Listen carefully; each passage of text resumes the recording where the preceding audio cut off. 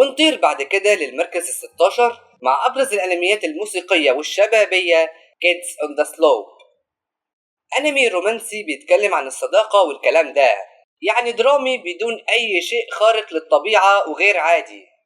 أنمي مدرسي واقعي جدا وجاد، عكس أغلب الأنميات المدرسية الهلس، مع إنه فيه كوميديا برضه، بس مش زي الأنميات المدرسية التهييس المعروفة. والأنمي عرض في 2012 تزامنا مع نهاية المانجا بتاعته اللي بدأت من 2007، وعرض الأنمي على 12 حلقة بس، ومن قوته اتعمل له فيلم أنمي لايف في 2018، ويعتبر من أبرز الأنميات المظلومة، وكان المفروض يبقى ضمن أقوى 7 أنميات مظلومة فعلا، بس حطيته في القائمة دي لأنه كان حاجز مكان فيها من البداية. يعني الأنمي قوي وتقيل، بس لمحبين الأنميات الموسيقية والرومانسية والصداقة والكلام ده، وده أحد أبرز أسباب ظلمه من وجهة نظري، ده جنب تحريكه اللي نص نص برضه، بس رسوماته عالية جدا الصراحة، إبداع.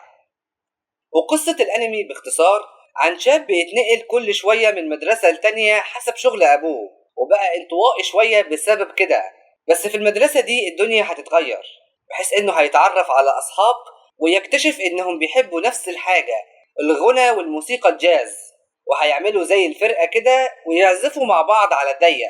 مش فرقة غنائية كبيرة، بس هتحصل بعد كده مآسي وهتشوفهم لما يكبروا والكلام ده كله. فكرة الأنمي حلوة بشكل عام، بس مش مثيرة قوي بالنسبة لي على الأقل، وده أحد أبرز أسباب ظلم الأنمي وعدم شهرته، ده غير إنه بيتكلم عن شباب وصداقة ورومانسية، وده معناه بأن الأنمي فيه مناظر خارجة وأفكار غلط، فواجب التنويه.